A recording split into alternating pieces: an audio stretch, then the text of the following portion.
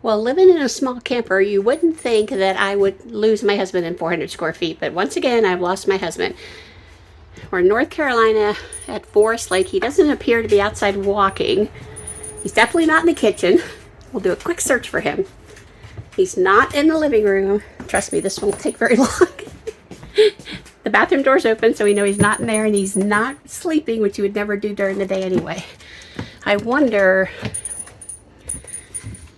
where could he be? Let's go down here and look. Maybe he's outside here somewhere. Oh, I see him. I see him. Amelia, why didn't you tell me Daddy was outside? Amelia!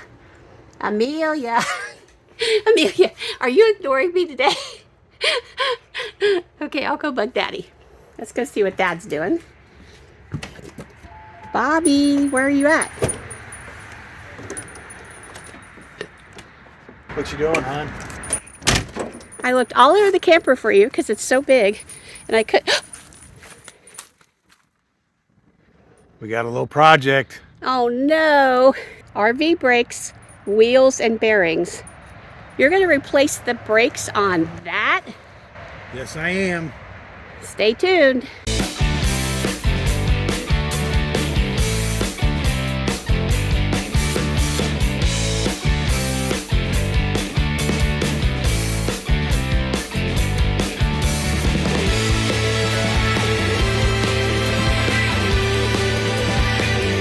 So Bobby, why don't you tell us all what kind of video this is going to be?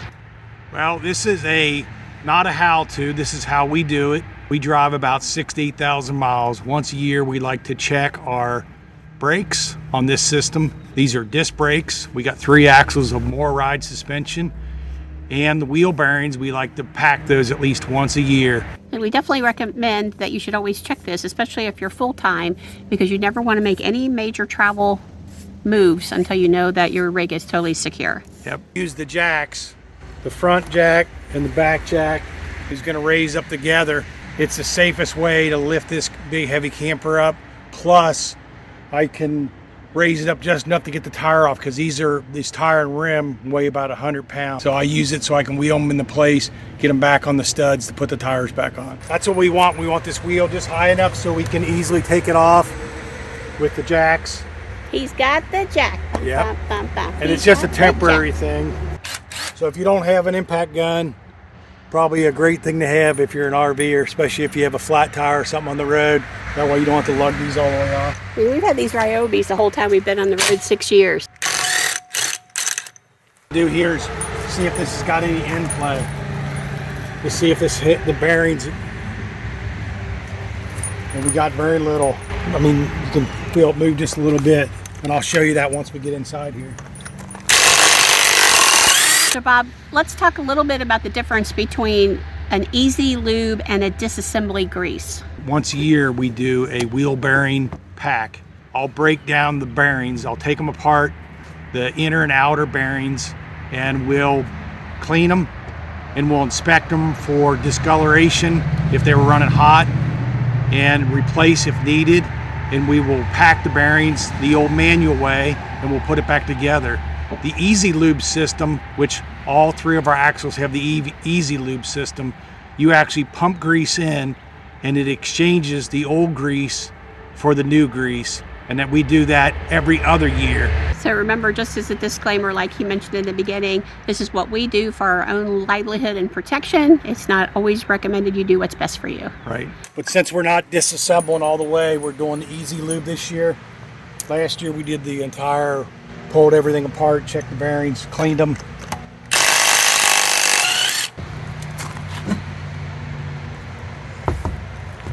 So what I do with this, I just kind of wheel it out of my way, just let it lay up against the camper. Now talk a little bit about a dust cap. What's dust caps? Well, we have dust caps on this rig.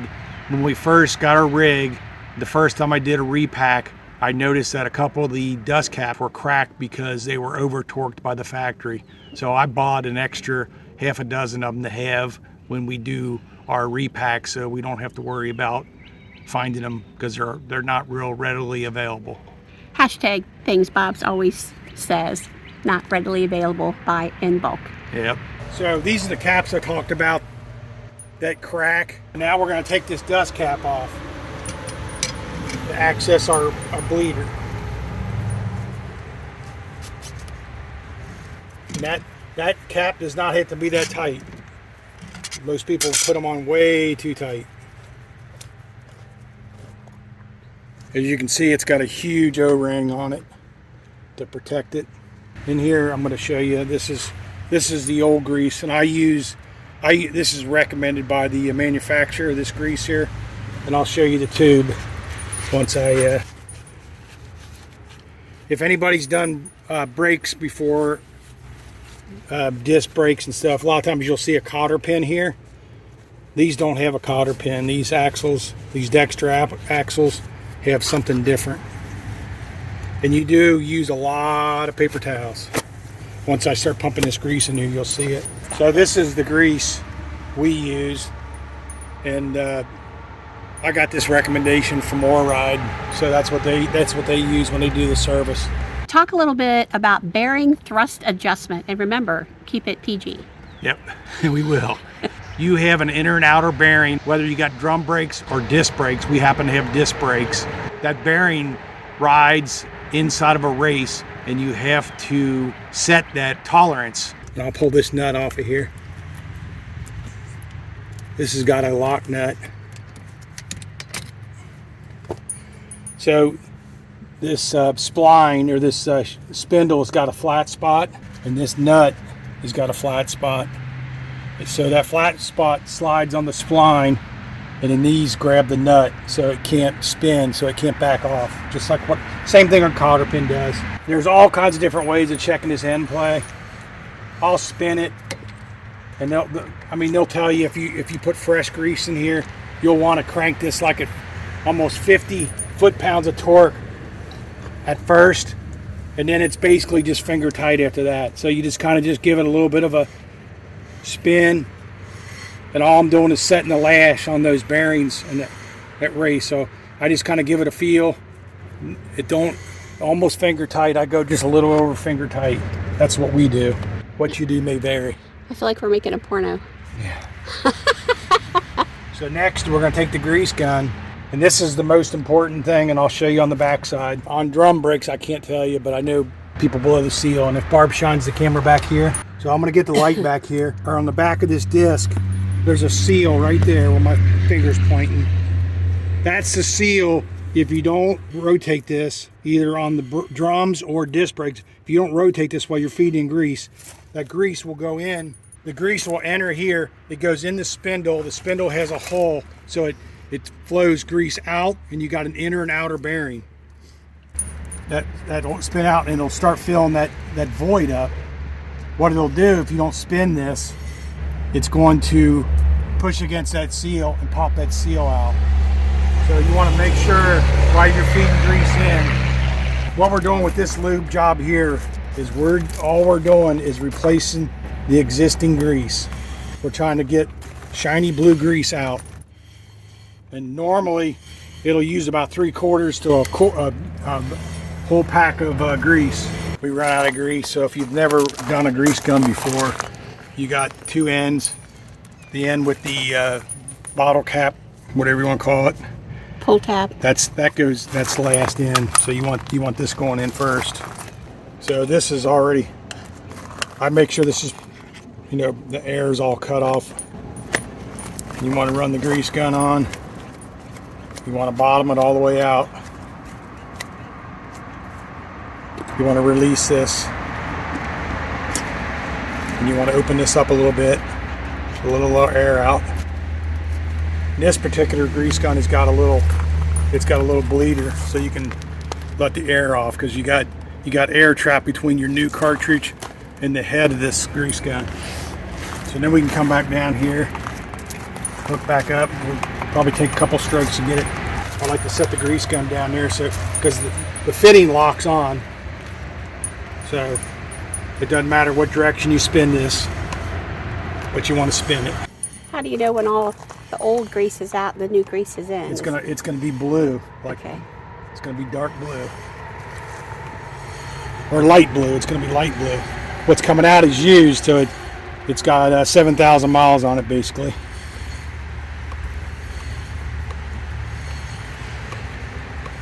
As long as it's coming out the front, you're good. You don't want it coming out the back. It's like a Twizzler. So what I do is I let it go so long. That's where you buy you a bunch of old cheap paper towels. That's the old grease. There's a lot of people that say they don't like this system, but a lot of people love it. You just got to know how to do it. And I wouldn't recommend doing it every year. I would recommend doing it, you know, I do it every other year. We've never had any problems in 6 years. We're pumping out fresh grease now. I'm going to go just a little bit more. See how it's coming out a lot lighter blue?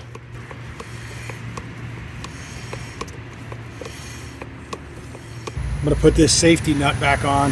The flat spot on the spindles right here. The flat spot on this nut. Just match them up. Yeah, you match them up. Slide it on there. Sometimes they go in real easy and sometimes they're a little harder. It's according to how sprung they are. Do we ever have to replace those? No, I don't think so. Oop. So we're going to put this dust cap back on. And he said don't ever crank it, just put it on. Yeah, you just got to crank it to where it seats. It's got a big O-ring. It don't have to be tight. Right there. It's on. I'm going to clean the frame up a little bit with this brake clean. Oh, he's trying to spray me in the camera. And I'm going to clean these brakes up a little bit. Brake clean's great because it evaporates. It's got a lot of alcohol in it. It evaporates really fast.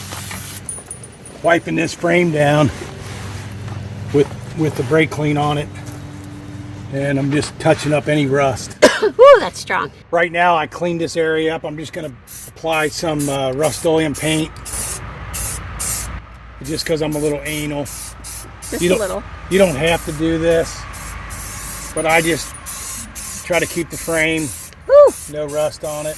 I don't really do the whole entire frame, but I do like to keep the spot rust down. The very first thing we're going to do is our brake inspection, which we do every year. But these are the brakes, Kodiak. That's the thickness of the pads.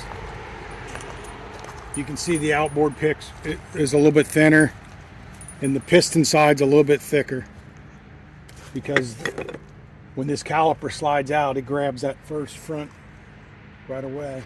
And I'm going to shine a flashlight down here. We'll get Bart to bring the camera in and we'll look and see what these brakes look like. See, what I'm looking for right there is that thickness right there. And you can see how thick that still is. I'll move the rotor here. And this is the pad for inside. You can see this is still thick. So does that mean we don't need to have brakes this time? This means we don't need brakes right now. And then on this inboard side, if Barb shines down here, we'll see this is what a new pad looks like. That's what the old pad looks like.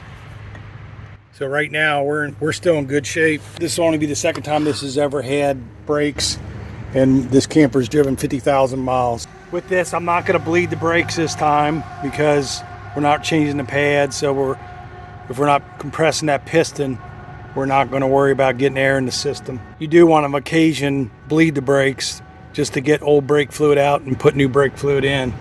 This system here takes .3 or .4, and you can mix synthetic and standard .3 or .4. That's the only brake fluid you want to put in this Hydrostar system. Remember, he keeps it so it's just enough off the ground just to spin it, so you can easily slide it on and off without having to lift it. No matter what age you are, that's a wise decision for your back. So what I do with the gun, I get them on, just snug up, and then I use my torque wrench, and I'll go.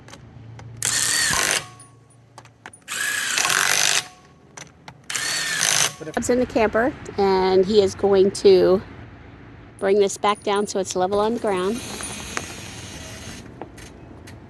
It is really nice having an automated leveling system as opposed to having to use the drill and the jack nut. But there's anything wrong with that, but this is just what makes us happy. I mean, really happy. I want you to help explain, and I'll apologize again for road and ice traffic, but our RV is right up against the road here in Forest Lake. But can you explain torquing lug nuts to specs after a 100-mile recheck? What does that mean? Okay, well, Once you get your wheels and tires back on, you need to put your lug nuts on and tighten them to the factory spec. Ours happens to be 110 foot-pounds, and we do that in increments, just like you would do anything. There's 6 bolt patterns, so you'll go around and you'll start out with maybe 50, and then 75, and then get to 110. And then after a 100-mile drive or somewhere around there, I'll go back and just go around them one more time and check them at the 110 to make sure they're all been seated and correctly torqued. So now I'm going to talk about torquing these lug nuts, because you want to make sure they're tight correctly. If you over tighten them, you'll blow these lug nuts off. You'll break the studs, blow them off. These are factory set to 125. And that's what I do with it. I'll do it in 2 steps. I'll probably do about 60 or so, and then I'll go up to 120, and I'll do a pattern around. Just like you tighten up anything, you don't want to get it out of shape because you're torquing on one side. This is a very oversized torque wrench. Yep. And the reason why I bought this is because the truck, the lug nuts have to be 150 psi or 150 pounds-feet, and the truck, the one I have, I got a smaller one, and it's maxed out at 150. So I like to use this one because it's just easier, and you don't have to Armstrong it. I'll tell you a little story about one of our subscribers we met in Indiana. One of our early subscribers that we've had for 6 years. Dave and Laura. Dave and Laura, we love you. We met them at their house, and I was showing Dave the equipment we use to maintain the camper, and he was excited when he saw the torque wrenches. Because Bob was torquing. Yep, I was torquing for him. But he showed me a couple tricks on the torque wrench. But he also says you always leave them on 0 when you're done. So you never leave them under any kind of tension. Those are tension rods in here. Thanks, Dave. Thank you, Dave. Love you, Laura. So what we're going to do is we're going to go around and torque these.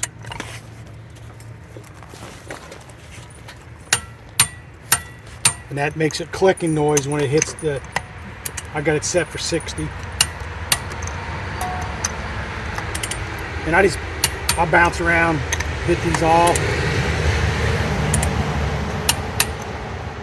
Kind of go in some kind of pattern.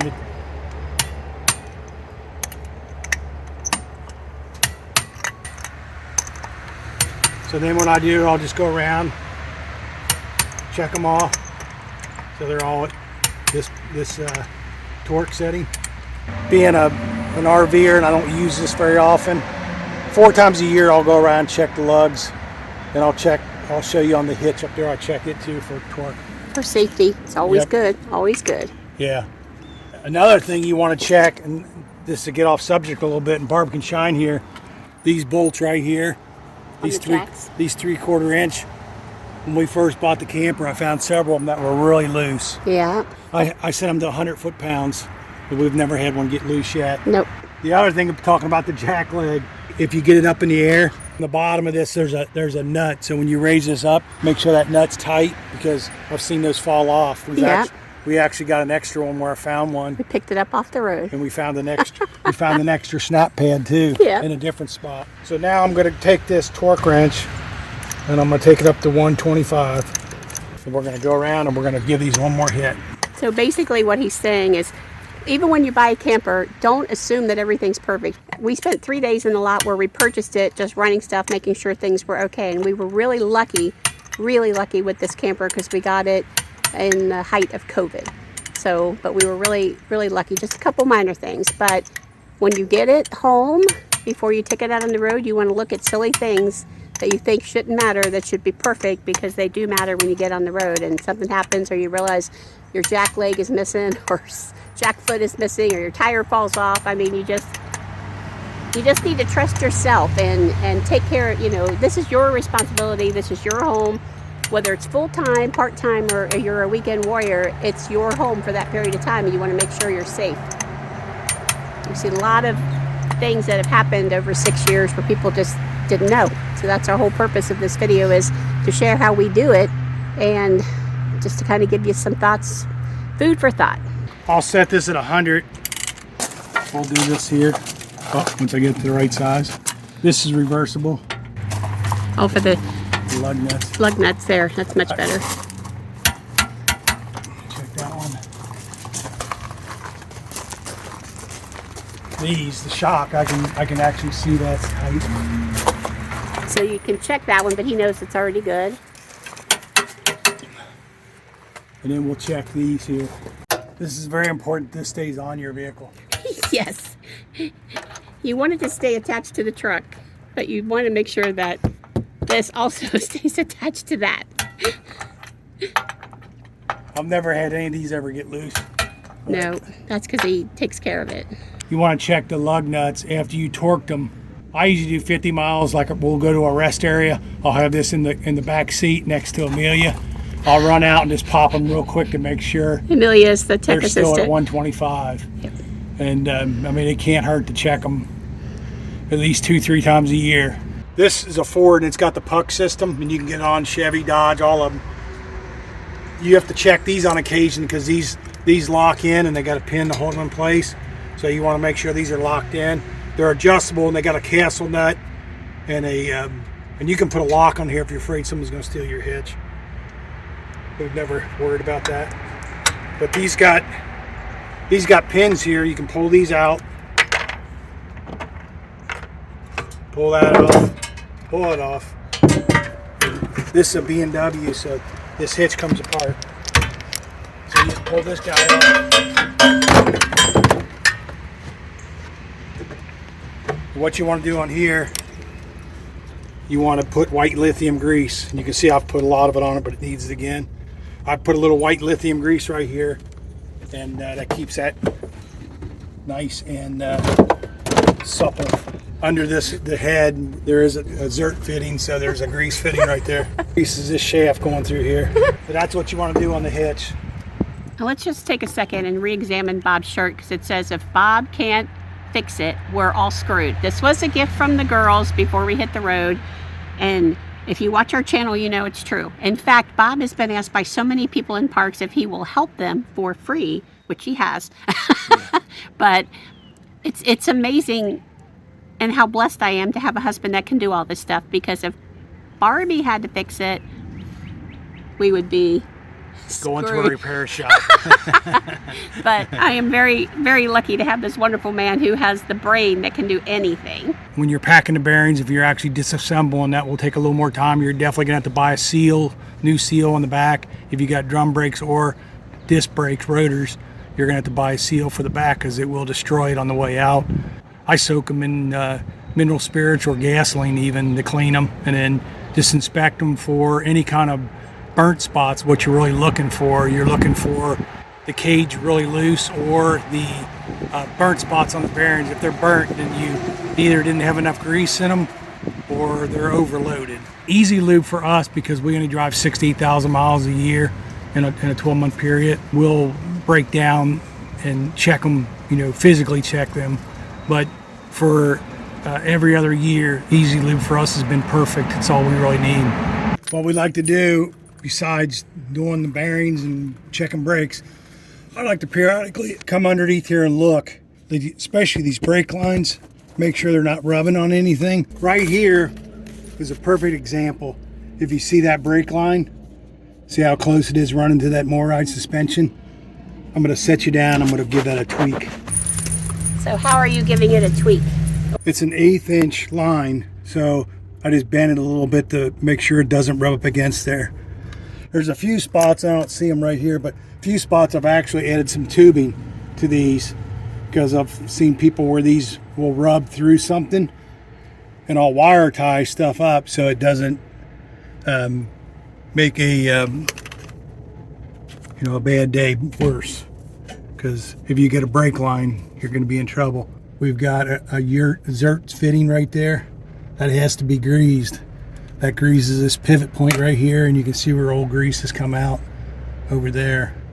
I'm pointing at it right there. That's where the grease will come out, and over here.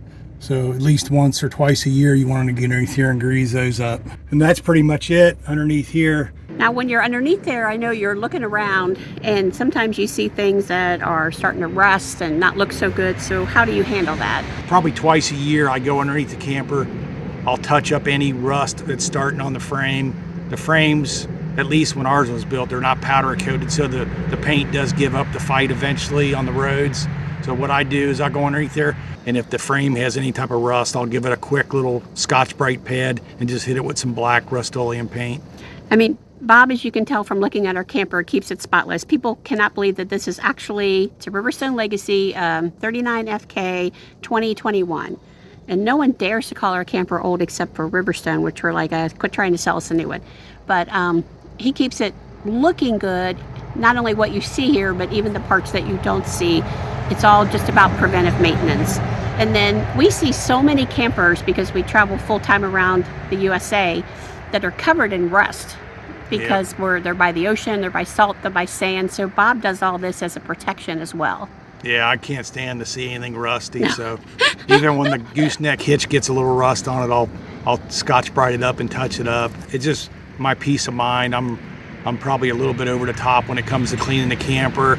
I like to make sure it's washed, and I also like to make sure it's got a coating of it. And I use my ceramic graphene spray on it and wipe it down. All of this you can definitely do, and more I could definitely do it. So why are you doing it? You know, why do you recommend that people should try to do it themselves, or what do you recommend? We did have the wheel bearings packed one time. We did have some thrust bearings that weren't set exactly correct. Yep. And we noticed that when the camper leveled one time, it actually brought all 6 wheels off the ground, and I rocked them back and forth. And that was really scary that we had driven so many miles already. So I went ahead and reset the thrust bearings. I got an automotive background 25, well, probably longer than that, years ago now, probably 40 years ago. But so I know how to set the thrust bearings. The way I do it might be different from the way other people do it, but I've never had problems. I can check these right now, and once I get the wheels off the ground, I'll check them again. I guarantee you, after 8,000 miles, there won't be no end play in them, unless the bearing's actually failing. So this is what Bob chooses to do because he has the capability to do it. If you don't have the capability, just take this for entertainment value and how amazing my husband can be sometimes. But at some things. At some things, that's for sure. We'll have another video on that later. But he definitely wanted to show you how we do it and make sure to emphasize the point that it is definitely important, especially if you full-time or even if you part-time, you need to check these things before you head it on the road. Yeah, we've driven 60 miles since we did our service, so we're just doing a quick check on the lugs. Lug nuts.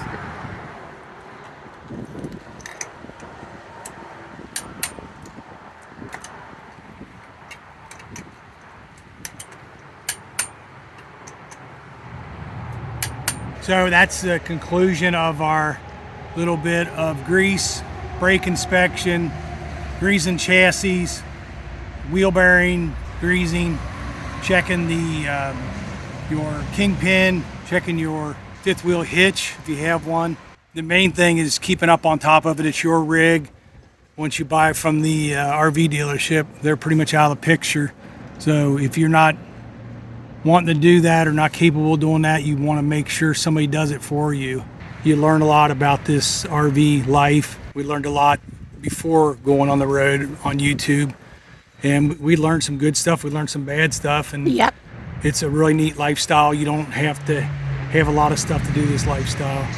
Just get out there and enjoy it. That's why we're trying to create this learning series, because when we first started, we followed RVers that taught us a lot of this stuff or made us think about stuff, and nobody seems to do that today. So this is our goal. So remember, only you can prevent accidents happening on your RV.